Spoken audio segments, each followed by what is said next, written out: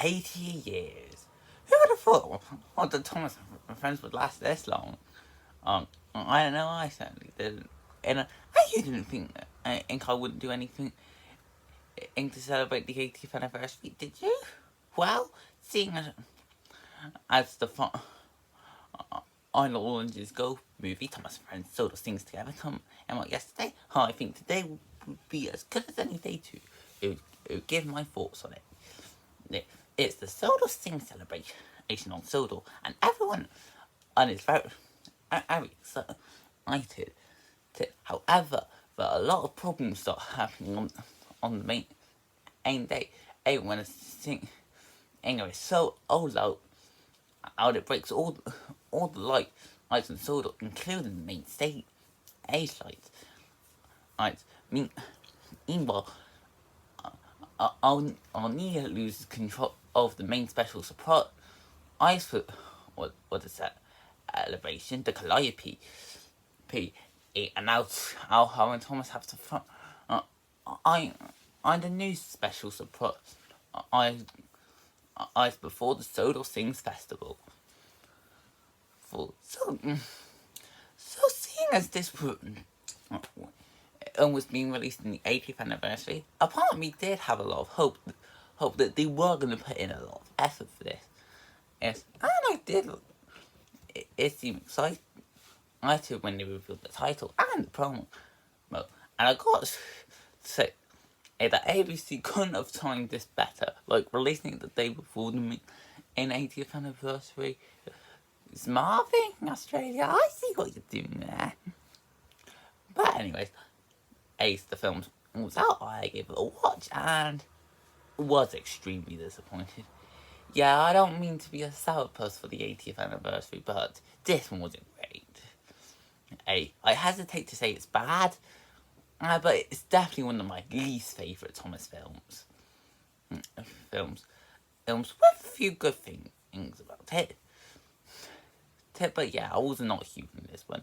So let's start with the characters. Honestly, I think it's clear when watching the film that the characters were not the film's main priority. Not to say they were bad, they were pretty decent. And as I watched the UK dub, the voice acting has definitely improved in that dub since the first season of All Engines Go. But I'm not going to say that he saved the characters either. There are only a few that seem to have proper personalities here. That would be Tom, almost as we're seeing the entire celebration through his eyes.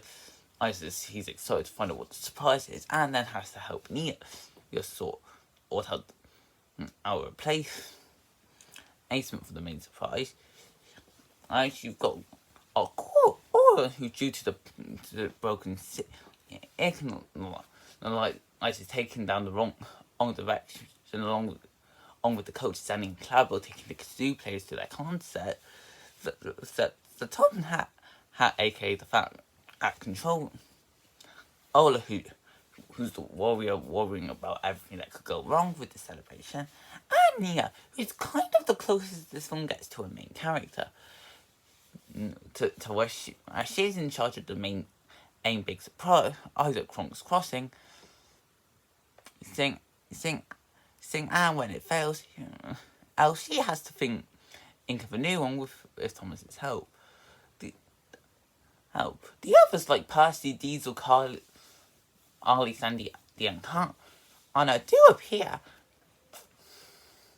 But their roles are quite minor. At most, Percy, Diesel, and Bruno get to show a bit of their deliveries. Especially with the Diesel claiming he has the most important job of the delivery. But I says barely much from our main cast. Also, one thing that was being promoted to this issue for Engines Go is that we were going to get 3 returning characters: Duck, Donald, and Douglas. And I knew fans, and including myself, were very excited to see them. And seeing as they weren't in season 4 of All Engines Go, many of us expected that they would appear in this film. And if you are excited to see them in this movie, then get ready to be completely disappointed. Tid, Tid, Tid. At most, Doug gets to appear in 2 scenes but says nothing and is not even mentioned. And was nice that in one of the scenes he was pulling the slip coaches, while Donald and Douglas don't have any appearance of. For the most forgetting, I think is a motorized Donald. Yeah, this gives the idea that they only made the decision to get merchandise out of it. Typical Mattel. But let's put that aside and focus on the songs. Usually with these All Engines Go films, I insert the songs when talking about the story because, while the previous songs do have songs, it's not really like a musical per se. With Sodor sings together, Sodor sings together. I am not surprised that they decided to have a few musical numbers, and to my surprise, they're the highlights of the feature. The songs are surprisingly really good, and the things that made the film worth watching, in my opinion, is it to say that they're all amazing. Well, probably not. Not to say the songs are bad. They are good. It's just a sin as the film went from 3 songs on to 5, unlike the previous All Engines Go films. Films that are couples such as deliver the music and make things from you, that feel like they're added in filler. But there are a few others that do manage to be big standouts of the future. If there were times I was having fun with the film, it was mainly during numbers like Tonight Is the Night, I Just Think of It, and the finale all together now. Again, they're not the best songs of All Engines Go, but they are surprisingly decent. Also, as a nice bonus, some of the previous songs from All Engines Go do get an appearance here. Like When You Go to Sea, When I Go Fast, I'm Going to Chug, Surprise, Isis, Spring, Inkstar, and a couple more. I honestly like this. It's a good way to take advantage of all the different songs that the series has presented and show some of their best ones in that final feature. Next, there's the story, and honestly, out of all the Thomas films, this one has the most, without the most simple story out of any of these films. And man, is it simple. I might as well get into the biggest problem with the feature. Here is that the film story really barely has much going on. At the most, there is this big sort of thing celebration. Shouldn't Anne, Thomas, and Nia have to sort out problems that happen on the main, and they including faulty lights, but it barely has enough materials to make a full feature. There are definitely some good things that do come from the story. I do think it is well structured, but the film barely has much going for it. Right, and feels like, oh yeah, we need the story. So let's make a quick little one and extend it to an hour. Speaking of which, the film really does drag on. The running time is technically 57 minutes long, but watching this it didn't feel like 1 hour, but 2. With how slow some of the scenes were, literally, while the musical numbers do manage to keep a nice quick pace to them, most scenes that were musical numbers definitely didn't. And there were times when felt like they were talking, when they were actually talking for like 2 or 3 minutes, it felt like they were taking a lot longer. Like the film was dragging itself out so it can reach the album arc and test itself off as a feature. Which I honestly think I would have preferred this one. This feels like a half-hour special, like the Great Build. Sure, that special wasn't great, but I do think the half-hour special would have worked really well out for this, and would have been easier to get most of its ideas down.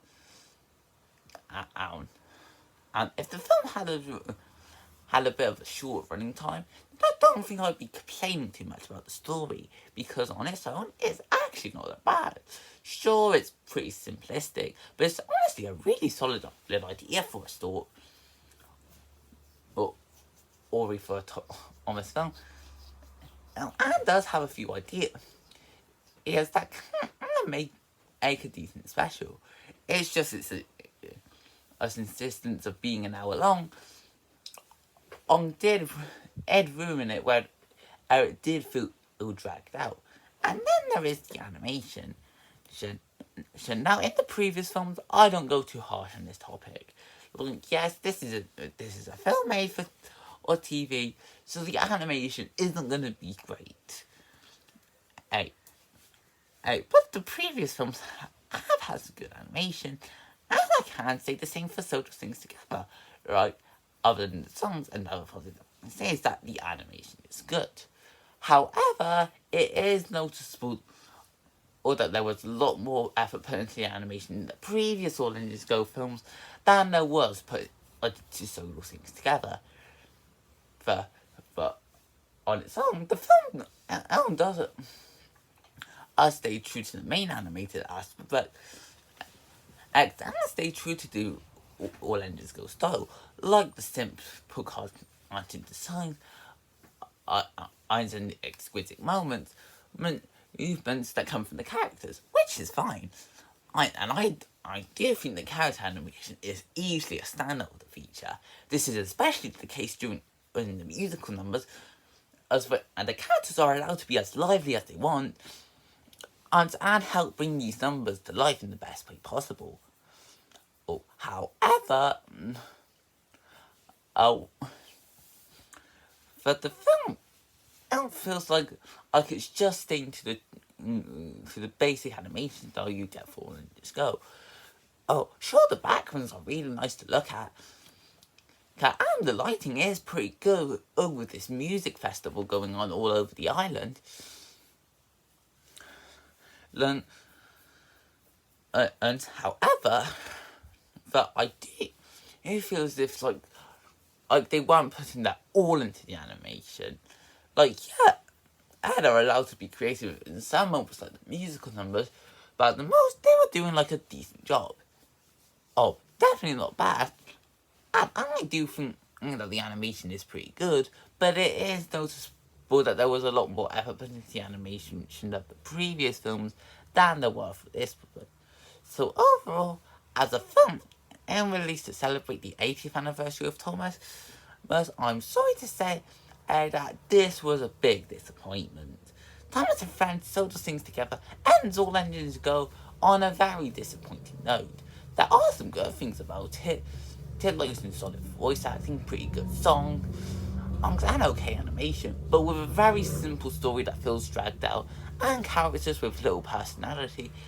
It doesn't offer a bad film, but it definitely offers a really mediocre one. And I can imagine All Engines Go fans enjoying this, and I would recommend to watch this at least once to say you saw it. But if you want to watch something better to celebrate the 80th anniversary of Thomas, as the Mattel did release a better alternative, and that is the original 1983 pilot episode Down the Mine. And I'm not gonna I'm not gonna do a huge video on that pilot. I will say that the pilot is actually an improvement over the original episode. Some of the camera angles are better. To the bits of dialogue that weren't, and the original that I think really helping in its life. I've had some of the editing look much better and more accurate to some to the actual story.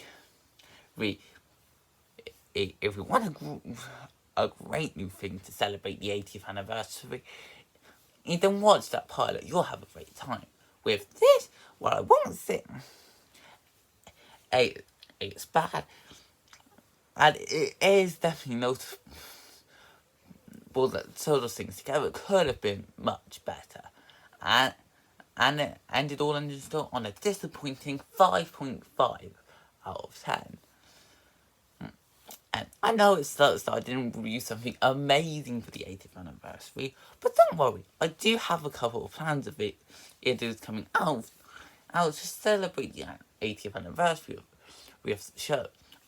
Oh, I do have one coming out near the end of the month. So we'll celebrate the anniversary. Of course, I'll still be doing Tales of Sodor film.